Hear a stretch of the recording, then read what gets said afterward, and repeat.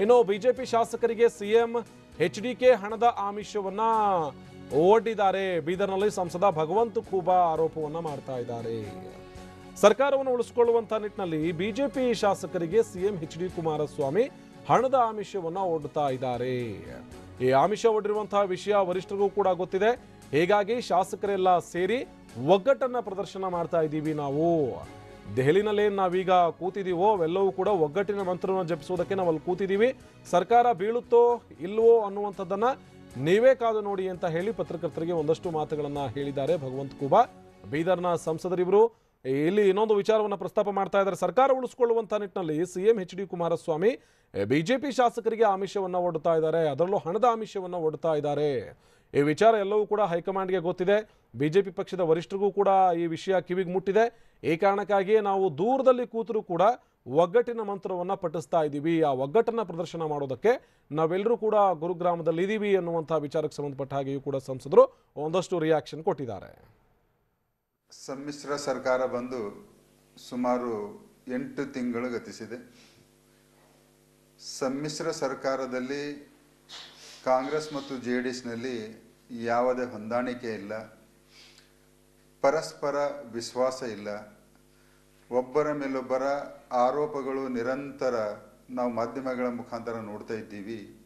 ಮತ್ತು ಮುಖ್ಯಮಂತ್ರಿಗಳಿಗೆ ಮತ್ತು ಉಪಮುಖ್ಯಮಂತ್ರಿಗಳಿಗೆ ತಮ್ಮ ಪಕ್ಷದ ಶಾಸಕರ ಮೇಲೆ ಕೂಡ ವಿಶ್ವಾಸವಿಲ್ಲ. ಹೀಗಾಗಿ ಶಾಸಕರು ಅತೃಪ್ತಿಗೊಂಡು ಪಕ್ಷವನ್ನು ಬಿಡಬೇಕು ಅನ್ನುವಂಥ ಮಾನಸಿಕತೆಯಲ್ಲಿ ಜೆಡಿಎಸ್ ಮುಖಂಡರಿಗೆ ಮತ್ತು ಕಾಂಗ್ರೆಸ್ ಮುಖಂಡರಿಗೆ ಅವರವರ ಶಾಸಕರು ಅವರ ಸಂಪರ್ಕದಲ್ಲಿ ಬರ್ತಾ ಇಲ್ಲ. ಹೀಗಾಗಿ ಇದಕ್ಕೆ ಏನಾದರೂ ಕಾರಣ ಇದ್ದರೆ ಸಮ್ಮಿಶ್ರ ಸರ್ಕಾರದ ನೀತಿಗಳು, ನಿಯಮಗಳು ಮತ್ತು ಅವರ ಒಂದು ಅಭರವಸೆಯನ್ನು ಕಾರಣವಾಗಿರುತ್ತದೆ. ಇಂಥದ್ರಲ್ಲಿ ಅವರು ಹತಾಶೆಗೊಂಡು ಭಾರತೀಯ ಜನತಾ ಪಕ್ಷದ ಶಾಸಕರನ್ನು ತಮ್ಮ ಕಡೆ ಸೆಳಿಬೇಕನ್ನುವಂಥದ್ದನ್ನು ಕುತಂತ್ರವನ್ನು ಮಾಡ್ತಿರುವ ಕಾಲಕ್ಕೆ ಯಾವ ಶಾಸಕರಿಗೆ ಅವರು ಫೋನ್ ಮಾಡಿದ್ದಾರೆ ಅಂಥೇಳಿ ಅವರು ನಮ್ಮ ಶಾಸಕರು ನಮಗೆ ಬಹಿರಂಗಪಡಿಸಿದಾಗ ಅದಕ್ಕೆ ನಮ್ಮ ನಾಯಕರಾದಂಥ ರಾಜ್ಯಾಧ್ಯಕ್ಷರಾದಂಥ ಮತ್ತು ವಿರೋಧ ಪಕ್ಷ ನಾಯಕರಾದಂಥ ಸನ್ಮಾನ್ಯ ಶ್ರೀ BS ಯಡಿಯೂರಪ್ಪನವರು ನಮ್ಮ 104 ಶಾಸಕರನ್ನು ಒಟ್ಟಿಗೆ ಇರಬೇಕನ್ನುವಂಥ ಆದೇಶದಿಂದ ಹೀಗಾಗಿ ದಿಲ್ಲಿಲಿ ವಾಸ್ತವವನ್ನು ಹೂಡಿದ್ದಾರೆ. ಮುಂಬರುವಂಥ ದಿನಗಳಲ್ಲಿ ಯಾವ ರೀತಿ ಇದರ ಪರಿಣಾಮವನ್ನು ಆಗ್ತದೆ ಅದನ್ನು ವಿರೋಧ ಪಕ್ಷವಾಗಿ ನಮ್ಮ ನಾಯಕರಾದಂಥ BS ಯಡಿಯೂರಪ್ಪಜಿಯವರು ಖಂಡಿತವಾಗಿಯೂ ಅದನ್ನು ನಿರ್ವಹಿಸ್ತಾರೆ ಅನ್ನುವಂಥ ಭರವಸೆಯನ್ನು ಇದೆ.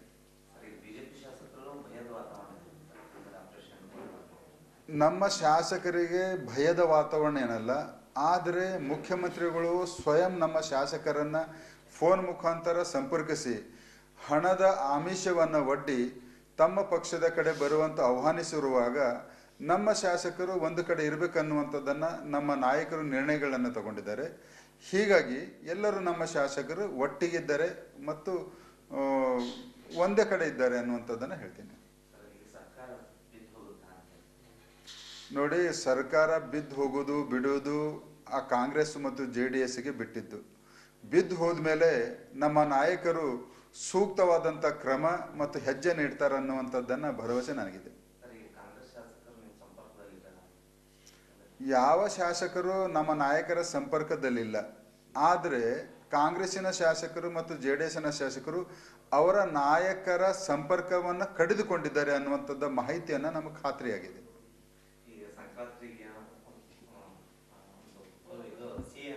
ಕಾದು ನೋಡೋಣ, ಹೇಳ್ತೀವಿ ತಮಗೆ. ಇಲ್ಲ, ಖಂಡಿತವಾಗಿ ಕಾದು ನೋಡೋಣ, ಗೊತ್ತಾಗ್ತದೆ ಯಾವ ರೀತಿಯನ್ನ ಬೆಳವಣಿಗೆ, ರಾಜಕೀಯ ಬೆಳವಣಿಗೆಯನ್ನು ನಡೀತದೆ ರಾಜ್ಯದಲ್ಲಿ, ಅದರ ಮೇಲೆ ಅವಲಂಬಿತವಾಗಿರ್ತದೆ. ಹೀಗಾಗಿ ಅದು ಖಂಡಿತವಾಗಿ ನಿಮಗೆ ತಿಳಿಸ್ತೀವಿ. ಸಮ್ಮಿಶ್ರ ಎಷ್ಟೋ ವಿಚಾರಗಳನ್ನ ಅಲ್ಲಿ ಭಗವಂತ ಖೂಬಾ ವ್ಯಕ್ತಪಡಿಸ್ತಾ ಇದ್ರು. ಕಾದು ನೋಡಿ ಗೊತ್ತಾಗುತ್ತೆ ಸರ್ಕಾರ ಬೀಳುತ್ತೋ ಇಲ್ವೋ ಅನ್ನುವಂಥ ವಿಚಾರಕ್ಕೆ ಸಂಬಂಧಪಟ್ಟ ಹಾಗೆಯೂ ಕೂಡ ಅವರು ಒಂದಷ್ಟು ಮಾತನಾಡ್ತಾ ಇದ್ರ ಬಗ್ಗೆ ಮತ್ತಷ್ಟು ಮಾಹಿತಿಯನ್ನು ಕೊಡ್ತಾರೆ ನಮ್ಮ ಪ್ರತಿನಿಧಿ ಸುರೇಶ್ ದೂರವಾಣಿ ಸಂಪರ್ಕದಲ್ಲಿ ಜಾಯ್ನ್ ಆಗಿದ್ದಾರೆ. ಸುರೇಶ್, ಭಗವಂತ್ ಖೂಬಾ ಮಾತನಾಡ್ತಾ ಇದ್ರು, ಹಲವಾರು ವಿಚಾರಗಳನ್ನು ಪ್ರಸ್ತಾಪ ಮಾಡ್ತಾ ಇದ್ರು. ಅದರಲ್ಲೂ ಬಹುಮುಖ್ಯವಾಗಿ ಈ ಆಪರೇಷನ್ ಕಮಲವನ್ನ ಇತ್ತ ಬಿಜೆಪಿ ನಡೆಸ್ತಾ ಇದೆ ಅನ್ನುವಂಥ ಆರೋಪ ಮಾಡ್ತಾನೆ ಸಿಎಂ ತಮ್ಮ ಸರ್ಕಾರವನ್ನು ಉಳಿಸ್ಕೊಳ್ಳೋದಕ್ಕೆ ಬಿಜೆಪಿ ಶಾಸಕರಿಗೆ ಆಮಿಷವನ್ನು ಒಡ್ತಾ ಇದ್ದಾರೆ ಎನ್ನುವಂಥ ವಿಚಾರವನ್ನು ಕೂಡ ಪ್ರಸ್ತಾಪ ಮಾಡಿದ್ರು. ಯಾವ್ಯಾವ ಶಾಸಕರಿಗೆ ಈ ರೀತಿಯಾದಂಥ ಕಾಲ್ ಬಂದಿತ್ತು, ಆಮಿಷ ಬಂದಿತ್ತು ಅಥವಾ ಮಗದೊಂದು ಏನಾದರೂ ಬಂದಿತ್ತು ಅನ್ನುವಂಥ ವಿಚಾರ ಏನಾದರೂ ಸ್ಪಷ್ಟಪಡಿಸಿದ್ರ ಅವರು ಅಲ್ಲಿ ಸುರೇಶ್? ಖಂಡಿತವಾಗ್ಲೂ ಆನಂದ್ ಬುರ್ಲಿ, ಏನಂತಂದ್ರೆ ಈ ಪ್ರಸಕ್ತ ರಾಜಕೀಯದ ಬೆಳವಣಿಗೆ ಬಗ್ಗೆ ಮಾತನಾಡಿರ್ತಕ್ಕಂಥ ಬಿಜೆಪಿ ಬೀದರ್ನ ಸಂಸದರಾಗಿರ್ತಕ್ಕಂಥ ಏನು ಭಗವಂತ್ ಖೂಬಾ ಇದ್ದಾರೆ, ಅವರು ಸಾಕಷ್ಟು ಇದ್ರ ಬಗ್ಗೆ ಒಂದು ಪ್ರಸಕ್ತ ಬೆಳವಣಿಗೆ ಬಗ್ಗೆ ಅವರನ್ನು ಒಂದು ಹೇಳಿಕೆ ನೀಡಿರುವಂತದ್ದು ಏನಂದ್ರೆ, ಕಳೆದ ಒಂದು 2-3 ತಿಂಗಳಿಂದನೂ ಕೂಡ ಮುಖ್ಯಮಂತ್ರಿ ಕುಮಾರಸ್ವಾಮಿ ಅವರು ಸಾಕಷ್ಟು ಬಿಜೆಪಿ ಶಾಸಕರಿಗೆ ಸಾಕಷ್ಟು ಒಂದು ಹಣದ ಆಮಿಷವನ್ನು ಕೂಡ ಅವರು ಹೊರ್ತಾ ಇದ್ದಾರೆ ಅನ್ನೋ ಒಂದು ಮಾತನ್ನು ಕೂಡ ಅವರು ಬಹಳ ಸ್ಪಷ್ಟಪಡಿಸಿರುವಂತದ್ದು. ಹೀಗಾಗಿ ಈ ವಿಚಾರದ ಬಗ್ಗೆನೂ ಕೂಡ ನಾವು ಸಾಕಷ್ಟು ಸುಮಾರು ಒಂದು 10-12 ಜನ ಶಾಸಕರು ಕೂಡ ನಮ್ಮ ವರಿಷ್ಠರ ಮುಂದೆ, ಬಿಜೆಪಿ ರಾಜ್ಯಾಧ್ಯಕ್ಷ ಯಡಿಯೂರಪ್ಪನ ಮುಂದೆ ಆಗಿರ್ಬೋದು ಮತ್ತು ಸಾಕಷ್ಟು ಬಿಜೆಪಿ ಮುಖಂಡರ ಮುಂದೆ ಅವರೇನು ಕುಮಾರಸ್ವಾಮಿ ಅವರು ನೇರವಾಗಿ ಫೋನ್ ಮಾಡಿ ದೂರವಾಣಿ ಮೂಲಕ ಮಾತಾಡಿರ್ತಕ್ಕಂಥದ್ದು, ಕೆಲವೊಂದು ಆಮಿಷ ಒಡ್ಡಿರ್ತಕ್ಕಂಥ ಒಂದು ಮಾತುಗಳನ್ನು ಕೂಡ ಅವ್ರು ಹೇಳಿದ್ದಾರೆ. ಹೀಗಾಗಿ ನಾವು ಒಂದು ವೇಳೆ ನಮ್ಮ ಶಾಸಕರಿಗೆ ಆಮಿಷಕ್ಕೆ ಒಳಗಾಗಬಾರದು ಅನ್ನೋ ಉದ್ದೇಶದಿಂದ ನಾವು ಒಗ್ಗಟ್ಟನ್ನ ಪ್ರದರ್ಶನ ಮಾಡೋ ಉದ್ದೇಶದಿಂದ ನಾವೆಲ್ಲರೂ ಕೂಡ ಏನು ಎಲ್ಲ ನಮ್ಮ 104 ಶಾಸಕರನ್ನ ನಾವೇನು ಒಂದು ರೆಸಾರ್ಟ್ ಅಲ್ಲಿ ಅವರನ್ನ ಶಿಫ್ಟ್ ಮಾಡಿ ಒಗ್ಗಟ್ಟನ್ನ ಪ್ರದರ್ಶನ ಮಾಡ್ತಿದ್ದೀವಿ ಅನ್ನೋ ಮಾತನ್ನು ಕೂಡ ಅವರು ಹೇಳಿರುವಂತದ್ದು. ಹೀಗಾಗಿ ಸಾಕಷ್ಟು ನಾವೇನು ಯಾವುದೇ ರೀತಿಯ ಆಪರೇಷನ್ ಕಮಲಕ್ಕೂ ಕೂಡ ನಾವೇನು ಕೈ ಹಾಕಿಲ್ಲ ಅನ್ನೋ ಒಂದು ಮಾತನ್ನು ಕೂಡ ಅವರು ಬಹಳ ಸ್ಪಷ್ಟಪಡಿಸಿರುವಂತದ್ದು. ಆನಂದ್ ಬುರ್ಲಿ, ಧನ್ಯವಾದ ಸುರೇಶ್ ಮಾಹಿತಿಗಾಗಿ.